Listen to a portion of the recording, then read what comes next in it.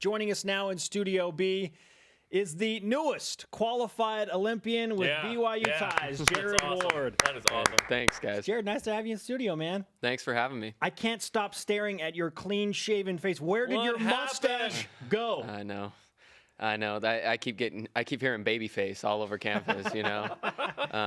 Yeah, my wife says it takes years off of me to shave that face. Is she in favor of this? Did you do it for her? You know, she's good to me, and I would say she's pretty tolerant, but she's excited every once in a while when I give it a rest. Are you faster without him? I don't know that I have ever tested that. Now you have something to add into your research. Yeah.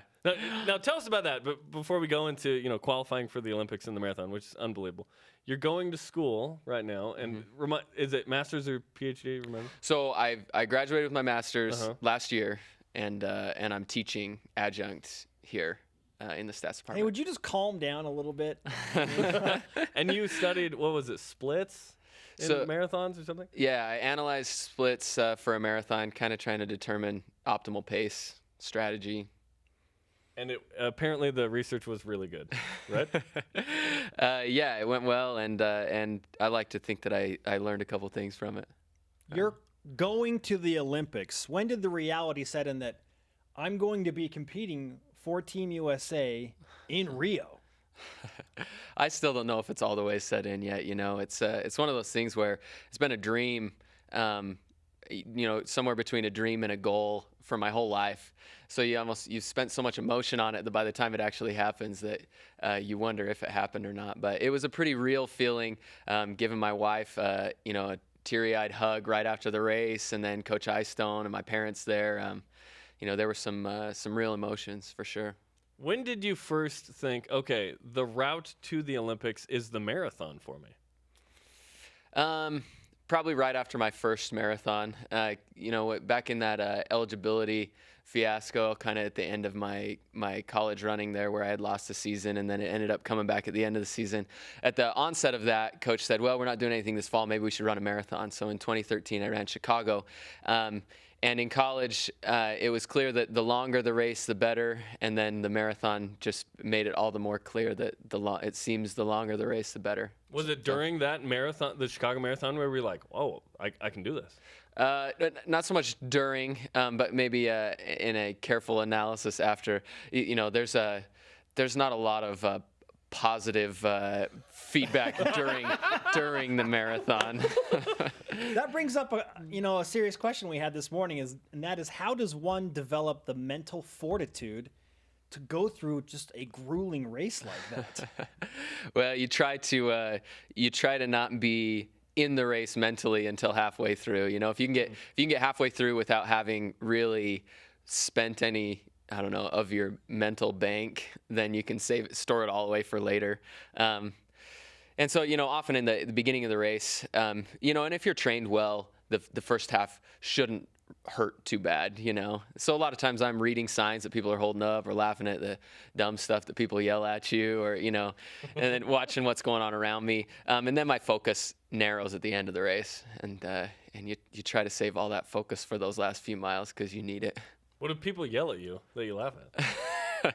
I think of signs like, only 25.2 miles to go, holding up at the mile 1 mark, or, every once in a while. I remember this big dude standing out one race a couple marathons ago that was just yelling, "My mom can run faster than you guys," And so early in the race, you hear some of that stuff, and then you hear a lot less of it late in the race.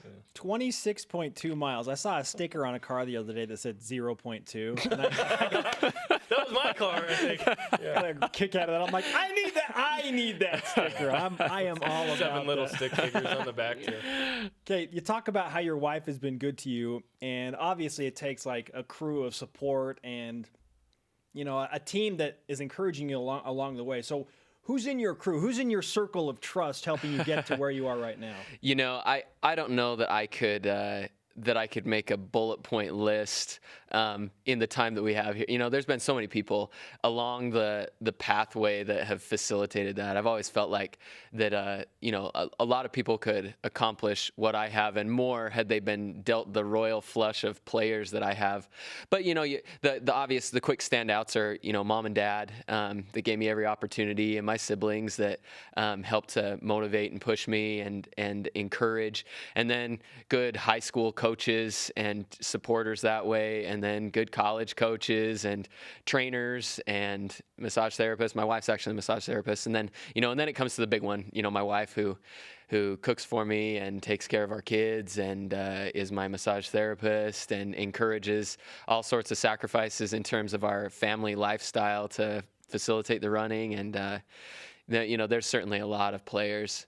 And really, that's what you're thinking. You know, this marathon, this last one, was the hardest one in terms of effort near the end of the race that I've ever run. And like in that last half mile, when you're going one foot in front of the other, wondering if the next step's going to be your last and you're just going to crumble, it's the faces of those people that I'm seeing in my mind, you know, almost feeling like, you know, these people have invested so much into me. You know, it's not just about me, it's their investment too. And so it ends up being the same people who got you there that get you through it. You know, it's, you know, help you once, help you twice, but certainly feel like there's been a lot of good people in the path. Wow. When in the process at the end there, are you thinking, okay, I'm in third place? Do you know you're in third place at that point? And sure. Do you know how far ahead you are and how, I mean, and you're thinking, okay, just finish and I'm in, right? You know, the funny thing is there was, you know, I don't know how many times I heard someone yell how far ahead second place is from me, right? But 3 go, and all I cared about was how far back fourth place was. So it was interesting that, you know, someone would say, you know, you're 25 seconds to Meb, who was in second. I'd be like, I'm not worried about Meb. I'm worried about who's coming. Yeah. So I didn't know, you know, you can kind of gauge a buffer. You hear, you know, if you hear a wave cheering for you and then a break and then a wave cheering for the next person, you know, you're, for me, 30, 40 seconds. And I wasn't hearing a second wave. So I knew I had some sort of buffer, but you never know who's coming. And at the end of the marathon, it's not like you feel like you have anything to fight someone off if they come.